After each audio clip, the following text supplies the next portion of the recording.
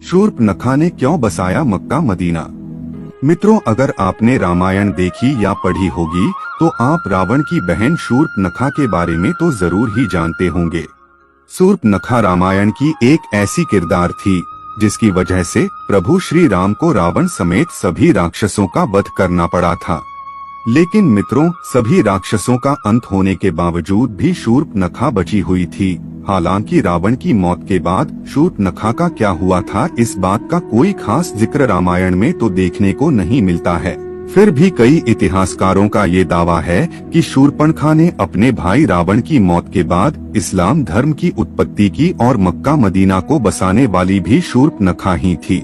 कई इतिहासकारों के मुताबिक तो ये भी बताया जाता है कि आज इस दुनिया में मौजूद सभी मुसलमान शूर्पनखा के ही वंशज है। मित्रों, भले ही यह सारी बातें आपको एक कहानी के तरह लग रही हो, लेकिन आज के इस वीडियो में हम आपके सामने शूर्पनखा के कुछ ऐसे रहस्य पर से पर्दा उठाने वाले हैं जिन्हें जानने के बाद आप भी दांतों तले उंगलियां दबा लेंगे। तो नमस्कार मित्रों, स्वागत है आपका आज के इस नए वीडियो पर एक बार फिर। मित्रों, रामायण के अनुसार हमें यह बताया जाता है कि जब रावण ने माता सीता का हरण किया था तो भगवान श्री राम ने माता सीता को आजाद करने के लिए रावण समेत उसके पूरे वंश का नाश कर दिया था। लेकिन सभी राक्षसों में रावण का छोटा भाई विभीषण हमेशा धर्म के रास्ते पर चलता था और विभीषण ने इसी तरह धर्म का साथ देते हुए अपने भाई रावण के बजाय प्रभु श्री राम की सेना को चुना। इसके बाद जब प्रभु श्री राम ने रावण का वध करके माता सीता को आजाद कराया था तो उन्होंने लंका का सारा राजपाट और जिम्मेदारियां विभीषण को सौंप दी थी। लेकिन उसके बाद शूर्पनखा कहाँ गई और आखिर उसका क्या हुआ था, इस बात का जिक्र हमें रामायण के किसी भी पन्ने पर नहीं मिलता है। दरअसल दोस्तों, जब शूर्पनखा भगवान श्री राम से आकर्षित होकर उनसे विवाह करने का प्रस्ताव लेकर आती है तो भगवान श्री राम शूर्पनखा से विवाह करने के लिए उसे साफ साफ मना कर देते हैं, क्योंकि भगवान राम पहले ही माता सीता से विवाह कर चुके थे। इसके बाद भगवान राम अपने छोटे भाई लक्ष्मण जी की तरफ इशारा करते हुए शूर्पनखा से कहते हैं कि अगर आप चाहे तो मेरे छोटे भाई लक्ष्मण से विवाह करने के लिए पूछ सकती हैं। और फिर जब शूर्पनखा लक्ष्मण जी के पास विवाह का प्रस्ताव लेकर जाती है तो लक्ष्मण जी भी शूर्पनखा के प्रस्ताव को ठुकरा देते हैं। उसके बाद शूर्पनखा भगवान श्री राम के पास जाकर माता सीता को बुरा भला कहने लगती है और भगवान राम को ये धमकी भी देती है कि अगर उन्होंने शूर्पनखा से विवाह नहीं किया तो वो माता सीता को मार देंगी। उसके बाद जैसे ही शूर्पनखा माता सीता को मारने के लिए आगे बढ़ती है तभी लक्ष्मण जी माता सीता का बचाव करते हुए शूर्पनखा की नाक काट देते हैं। इसके बाद शूर्पनखा जब अपनी कटी हुई नाक लेकर भाई रावण के पास जाती है और उसे सारी बात बताती है तो रावण अपनी बहन के इस अपमान को सुनकर बेहद क्रोधित हो जाता है और माता सीता का हरण कर लेता है और फिर भगवान राम रावण को मृत्यु दंड की सजा देते हैं। लेकिन मित्रों, हमेशा से ही लोगों के ज़हन में यह सवाल बना हुआ है, इसके बाद शूर्पनखा ने क्या किया। कई इतिहासकारों के मुताबिक ये बताया जाता है कि शूर्पनखा खुद को दुनिया की सबसे सुंदर स्त्री मानती थी और जब लक्ष्मण जी ने माता सीता को बचाने के लिए उसकी नाक काट दी थी तो वह अपने चेहरे को देखकर बहुत ही शर्म महसूस करती थी और नाक कटने के बाद वह हमेशा अपने चेहरे को एक काले कपड़े से छिपा कर रखती थी।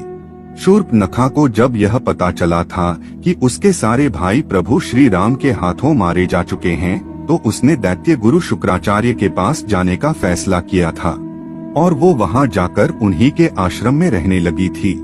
शूर्पनखा और शुक्राचार्य दोनों ही राक्षसों के वंश को आगे बढ़ाना चाहते थे, जिसके लिए शुक्राचार्य ने भगवान शिव की कठोर तपस्या की। शुक्राचार्य की तपस्या से प्रसन्न होकर भगवान शिव ने उन्हें असुरों के अमर होने के बजाय वरदान के रूप में एक शिवलिंग दिया और यह भी बताया कि जिस दिन कोई वैष्णव यानी भगवान विष्णु का अवतार या फिर कोई ऐसा भक्त जो भगवान विष्णु को सच्चे दिल से मानता हो, अगर उसने इस शिवलिंग पर गंगा जल छिड़क दिया तो उसी समय इस दुनिया से संपूर्ण राक्षस जाति का विनाश हो जाएगा। इसके बाद दैत्य गुरु शुक्राचार्य ने भगवान शिव के द्वारा दिए गए इस शिवलिंग को वैष्णव यानी हिंदुओं से दूर रखाकर एक रेगिस्तान में स्थापित कर दिया। क्योंकि हिंदू धर्म का हर शख्स भगवान विष्णु को जरूर मानता है। और अगर ऐसे में कोई हिंदू उस शिवलिंग पर गंगा जल छिड़क देता तो दुनिया से संपूर्ण राक्षस जाति का अंत हो जाता। इसलिए शुक्राचार्य ने इस शिवलिंग को दूर ले जाकर एक रेगिस्तान में इसकी स्थापना कर दी। और मित्रों, रेगिस्तान में जिस जगह ये शिवलिंग स्थापित किया गया था उस जगह को आज हम सब मक्का मदीना के नाम से जानते हैं। दोस्तों, भले ही ये सारी बातें सुनने के बाद आपको हजम ना हो रही हो, लेकिन आपने कई विवादित बयानों में यह जरूर सुना होगा कि प्राचीन काल में यहाँ पर मकेश्वर महादेव का एक मंदिर हुआ करता था, जहाँ भगवान शिव का एक शिवलिंग स्थापित था। मित्रों, ये वही शिवलिंग है जिसे भगवान शिव ने दैत्यों के गुरु शुक्राचार्य को दिया था। और इस शिवलिंग को दैत्य गुरु शुक्राचार्य ने हिंदुओं से छुपाने के लिए भारत से दूर सऊदी अरब में मक्का में स्थापित कर दिया था। शुक्राचार्य ने इस शिवलिंग को सऊदी अरब में इसलिए स्थापित किया था क्योंकि उन्हें ऐसा लगता था कि ये बात कभी किसी हिंदू को नहीं पता चलेगी और इससे राक्षसों का वंश भी सुरक्षित रहकर आगे बढ़ता जाएगा। आपको बता दें कि दैत्य गुरु शुक्राचार्य ने इस शिवलिंग की सुरक्षा का काम शूर्पनखा को सौंप दिया था। उस समय शूर्पनखा हमेशा ही अपने चेहरे को कपड़े से ढक कर रखा करती थी और फिर शूर्पनखा ने अपने वंश को आगे बढ़ने के लिए कई बच्चों को जन्म दिया, जिसके बाद वही बच्चे आज शूर्पनखा की इस परंपरा को निभाते आ रहे हैं। जी हाँ मित्रों, हम बात कर रहे हैं मुसलमानों की, क्योंकि आपने जब भी मुसलमान महिलाओं को देखा होगा तो यह गौर किया होगा कि वह हमेशा ही अपने चेहरे को ढक कर रखती है और इसके लिए वह बुर्का पहनती है। मुसलमान महिलाओं के इन कपड़ों में केवल उनकी आंखें ही नजर आती है और जब नाक कटने के बाद शूर्पनखा अपने चेहरे को कपड़े से छुपा कर रखती थी तो उसकी भी सिर्फ आंखें ही नजर आती थी। मक्का मदीना के मकेश्वर महादेव का जो शिवलिंग स्थापित किया गया था उसकी सुरक्षा के लिए शूर्पनखा ने वहीं पर रहना शुरू कर दिया था और मक्का मदीना आज दुनिया के एक ऐसी जगह बन चुकी है जहां पर हिंदुओं का जाना साफ तौर पर मना है। इसके अलावा मित्रों, बताया तो यह भी जाता है कि सऊदी अरब में जिस जगह पर मक्का मदीना मौजूद है उसके आसपास तक की सभी जगहों पर हिंदुओं को रहने की इजाजत बिल्कुल भी नहीं दी जाती है। मक्का मदीना में रहकर ही शूर्पनखा ने अपने वंश को आगे बढ़ाया और नई नई परंपराओं का भी निर्माण किया। इनमें से एक परंपरा थी बुर्का पहनने की और यह रिवाज शूर्पनखा के समय से ही चला आ रहा है। दोस्तों, ऐसा बताया जाता है कि द्वापर युग बीत जाने के बाद शूर्पनखा के वंशज आज के समय में इब्राहिम धर्म के अनुयायी हैं और इस वजह से इस्लाम धर्म में शुक्रवार को एक विशेष महत्व दिया जाता है। इस बात का जिक्र धार्मिक ग्रंथों में भी किया जा चुका है। मित्रों, यह सारी बातें किनारे करके अगर इस कहानी पर गौर फरमाया जाए तो जरा एक बार सोच कर देखिए कि आखिर ऐसी कौन सी वजह है जिसके चलते किसी भी हिंदू का मक्का मदीना के अंदर जाना साफ तौर पर मना है और अगर कोई हिंदू चाहे भी तो मक्का मदीना के अंदर नहीं जा सकता। आखिर ऐसी कौन सी चीज है जो सभी हिंदुओं को मक्का मदीना के अंदर जाने से रोकती है? दोस्तों, इस बात के पीछे ऐसा कोई ना कोई ठोस कारण तो जरूर होगा जिसमें हिंदुओं के वहां जाने पर प्रतिबंध लगा रखा है।